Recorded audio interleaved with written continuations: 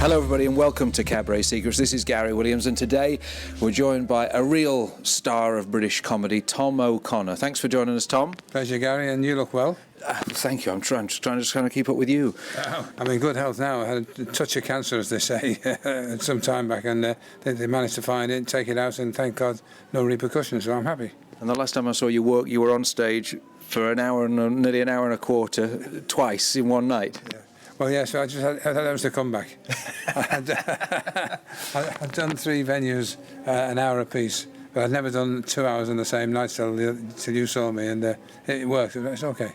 It's a lot of jokes. There's a lot of jokes on one-liners, and I try to work quickly, as you know. And then you don't get hecklers, you see, if you work too quick for them. That's one of the tips I give to people. One of them is, talk as fast as it's necessary to shut the crowd up. Secondly, never let children be away from their parents when you're on. You go to Butlins, you've got like 1,000 kids on the dance floor. Yeah. And I said to Butlins, well, what about the noise? They said, well, we've got 2 red coats. I said, 2 red coats, it's 1,000 quid. I said, put them back at their own tables. Then if they make a noise, the next table says, hey, shut that kid up, you see. Yeah. So these are things you learn as you go along.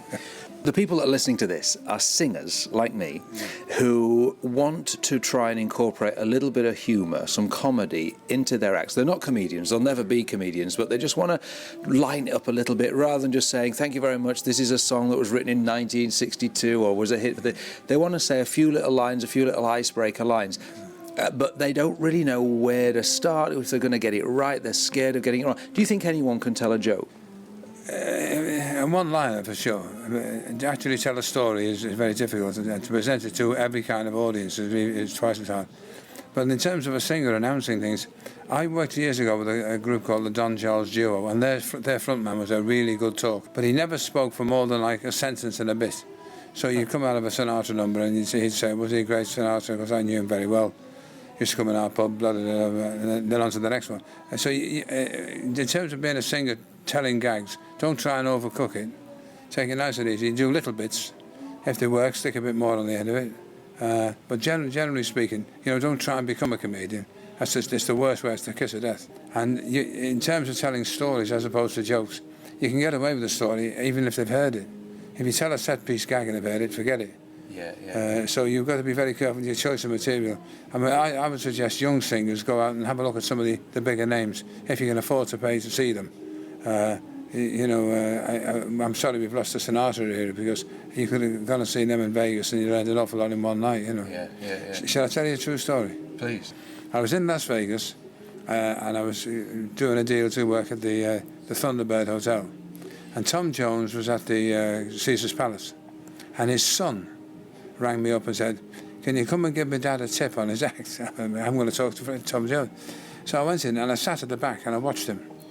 He came on, it's the worst thing for a singer or a comic, you come on to a standing ovation, you can't follow that, you know what I mean? Yeah. He came on, I'm sorry, the ladder, I just couldn't take any more. Nicholas came, and then it all went quiet. Well, good evening, ladies and gentlemen, nice to be back in Las Vegas, and you look a great audience. Where are you from, sir? Ohio, a great part of the world. And you, sir? Iowa, I like that. He wants to do a Texas joke, and he could spend all night going around that room waiting for He's looking for someone from Texas. I said, Tom, just say anyone in from Texas. Some prat will shout yes. And if they don't, you go, yeah, at the back, yeah, okay, here's the joke. That's what you do. So if nobody was from Texas, just pretend and then do the gag. Do the gag. I mean, he could still be on there, couldn't he? Arkansas, yeah.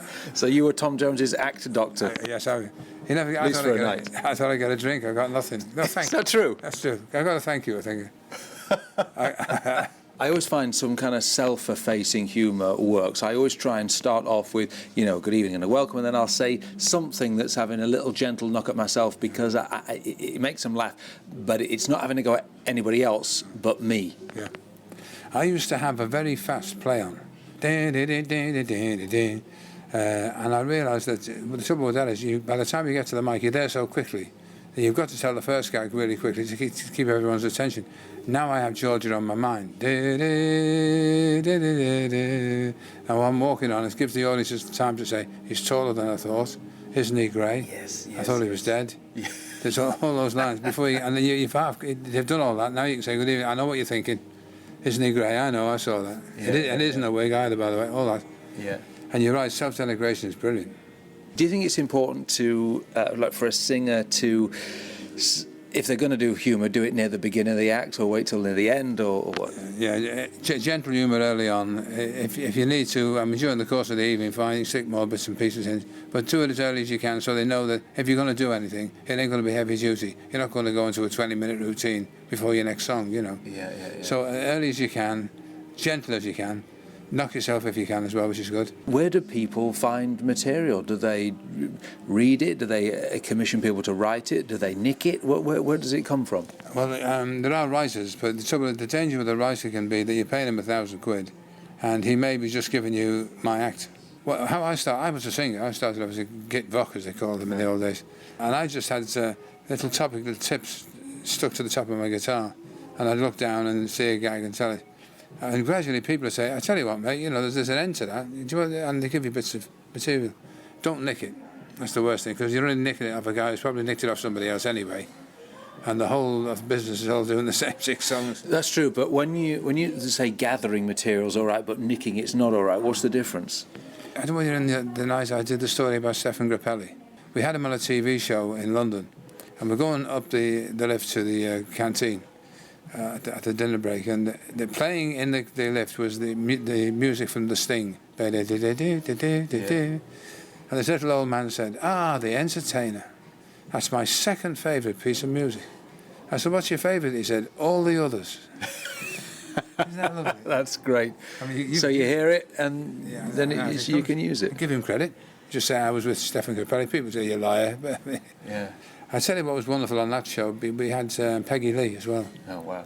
And she had never worked with Stefan. They'd been on the same build. Yeah. And we got him to do a lullaby bird on Busket. Oh, absolutely brilliant. Wow. And we had the Ted Heath band with Don Lusher and Ronnie Hughes and all the boys. What a sound now. I've got it on video. Brilliant. Oh. Fantastic.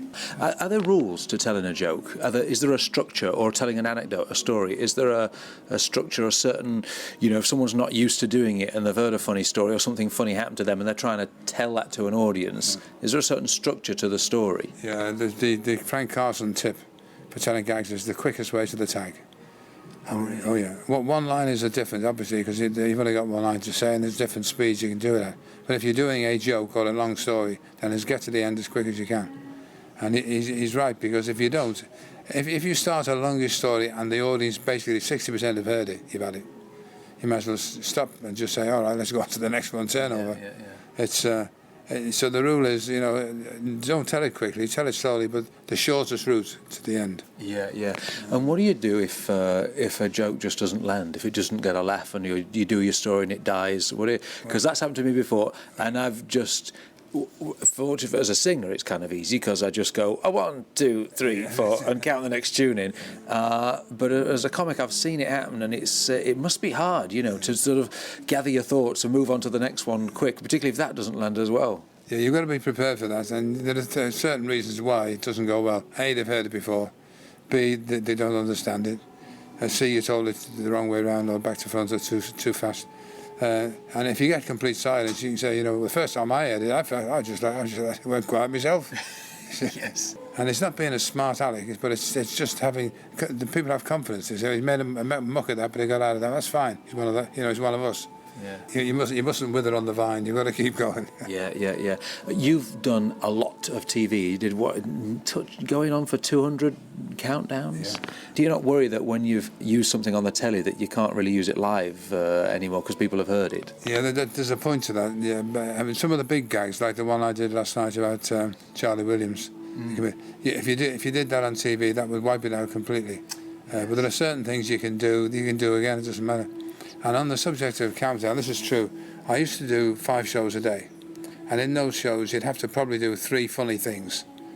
So it's 15 things a day. And I'd just done a week with Richard Whiteley, and he rang me up and he said, Barry Cryer's not well. Will you come up and do another? I said, okay. And I had 14 gags. So when am I going to get to 15? And the bloke said to me, you're buying a new people carrier? I said, yeah. He said, have you seen the new Toyota Previa? I said, no. He said, they're brilliant. Have a look. So I rang up my Toyota dealer, this is true. And I said, have you got, he said, we have a new Previa. I said, yes. I said, well, I'd like a dark colour like black or grey or dark blue. He said, we've got just what you want, sir, Oxford blue. I'd never seen Oxford Blue, so I turned up and this kid about 12 said to me, "It's out in the yard, sir." And we're walking out, and there it's purple. It's psychedelic purple. And I said, "That's purple." He said, "No, it's not, sir, it's Oxford Blue." I said, "That's purple." He said, "No, it's not." I said, "It is." And he said, "It looks purple." I said, "Hey, you know, if it looks purple, it's purple." He said, "No, it's Oxford Blue." So I left him in the yard, and I went into the showroom, and I said to his boss, "Where's the Oxford Blue Toyota?" And he said, "It's that purple one out there." That's true. It's a true story, yeah. That was your gag. Yeah. Things come in hand. And that's the other thing to be aware of, because anything that's going around, try and get it to stick in your head. Make a note if you have to. Write something down. Not only do you not swear in your act, but I noticed there's no way that anybody could find any offence in anything that you say. You avoid things about, I don't know, immigration or gay people or whatever, topical issues, politics. You stay off any of those kind of, everything you do is very gentle. You must have worked hard and thought about that. That's right, and I've had have traumas sometimes, but I get a story. I wrote some stuff about a month or two ago, and I still haven't used it because I chickened out. I do a thing in the act now. You probably heard me when I say I've got a granddaughter who's in Paris. She's learning to sulk in French. I like that. And then I wanted to use it. Her brother is learning Urdu so he can speak to directory inquiries. And I thought, that's a bit, I'm not sure. It hasn't been used at all. I noticed when I worked with David Jacobs for a little while, who again, he's not a comedian, but he's a storyteller and a broadcaster. He would sit on a stool at the side of the stage telling these stories, and he had this little book in his hand to remind him what was coming up next. And he would tell an anecdote, and after the punchline, he would sort of turn his side to the audience. So he would sort of basically look at the band. Yeah. And what happened was, when he would look away from the audience, they would continue laughing and they would start to clap. The gag would get a round of applause. Yeah. If he didn't do that, if he just stayed looking straight ahead at the audience, he would get the laugh, but they wouldn't applaud. And I thought, does that make any sense to you? Yeah, it's true. You know, he gives the impression to fait accompli, and they should clap. And once they think they should clap, they will, you know. Yeah, because I noticed that last night when I was watching you, that very quickly after the first couple of lines, people were applauding after most of the punchlines that you did. And are you carefully kind of doing something, manipulating them to get them to do that, or is it just because you're really funny? They made me slow down. I don't normally get that. That was interesting, right? I've not seen that before. Not so much applause after so many gags. And normally I bang away, but I mean last night I had to stop a couple of times. I thought, I'm going to have to do this all the way through now, because they're waiting to hopefully find something to applaud. I mean, the reverse of that coin is I was doing a club not long ago where there's a lot of money as well, and the musicians said, we'll play for you. I said, I don't need you boys, I'm fine, but we'll stay on anyway. I said, well, there's no need to, because I'm going to do an hour and I don't need. Yeah. They said, well, we might as well stay here. I said, well, please yourself. They said, well, we'll stay there. So okay, so I say, good evening, ladies and gentlemen, better than a joke. And as I did the punchline, the drummer went brrrr, and the organist went They did it about 4 times, and I thought, I've got to wait for every time. Now, when they didn't do it, nobody clapped. That's funny. Oh, yeah. I had 40, it was purgatory, absolutely. 40 minutes. We'll stay on an LP. Thank you for listening to this Cabaret Secrets podcast. If you've got any comments or questions, please visit cabaretsecrets.com, where you'll also find details of the Cabaret Secrets book, an indispensable guide on how to create your own show, travel the world, and get paid to do what you love.